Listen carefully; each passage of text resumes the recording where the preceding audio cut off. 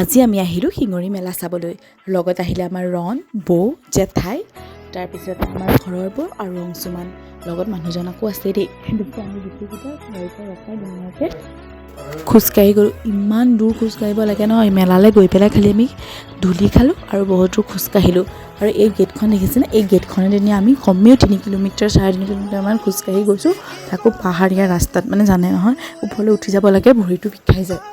তাৰপিছত কিন্তু ৰাস্তাটো কিবা এটা ভাল লাগিছিলে। পাহাৰ ন, এনেও মই পাহাৰ আৰু নদী ভালেই পাওঁ। আৰু ইপিনে গছ আছিলে আৰু ৰাতি মানে কিবা এটা বেলেগ এটা লাগিছিলে, কিবা এটা ভাল লাগিছিলে। আৰু চাইডে চাইডে দোকানবিলাক মানে এই গেটখনৰ পৰাই হৈ গৈছিলে। তাৰপিছত মেলাখন পালোঁগৈ। তাৰপিছত মেলাখন মানে একদম তলত আছিলে, একদম ডাউনত হয় একদম। ইয়াত দেখিছেনে? আৰু বহুত ডাঙৰ আছিলে মেলাখন। শিঙৰি মেলা মানে প্ৰত্যেক বছৰে হয়ে বোলে শিৱৰাত্ৰিত, আৰু মই এবাৰ ফাৰ্ষ্ট আহিছিলোঁ ইয়ালৈ। আৰু আহিয়ে আমাৰ ৰং এই চকৰিটোত উঠাত লাগিলে, যে হাতেৰে ঘূৰাই দিয়া চকৰিটো। আৰু মীনা বজাৰ বস্তুটো মই একদম সৰুৰ পৰা দেখি আছোঁ। ইটাখোলাৰ মানুহ ন, ইটাখোলাৰ পূজা বুলি ক'লে, আগতে দুৰ্গা পূজা বুলি ক'লে মানে মই মীনা বজাৰখন বুলিয়ে ভাবিছিলোঁ। কাৰণ আমাৰ মীনা বজাৰখন মানে প্ৰত্যেক দুৰ্গা পূজাত আহেই।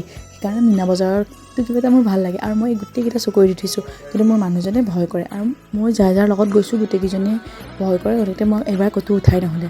ফাৰ্ষ্টে আমি মেলাখন অলপ দেৰি ঘূৰি পেলাই ধুনীয়াকৈ গোটেইকেইটা উভতিলোঁ। আৰু ইয়াত দেখিছেনে? ৰাস্তাটো চাওকচোন, ইমান ধুনীয়া লাগিছিলে ৰাতি। আৰু মানে এই পাহাৰৰ ওপৰত তাতে এইপিনে তলত মানে পৰি গ'লে আৰু চেঁচা, আৰু একদম ওখত আছিলে। আৰু আহি পেলাই আমি এনেকৈ হোটেল এখনত সোমালোঁ খাবলৈ।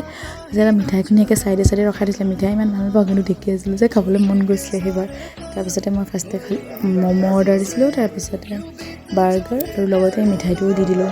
তাৰপিছত লাষ্টত চকলেট এটা খাই পেলাই আজিলৈ ভিডিঅ'টো সামৰিলোঁ। আকৌ লগ পাম।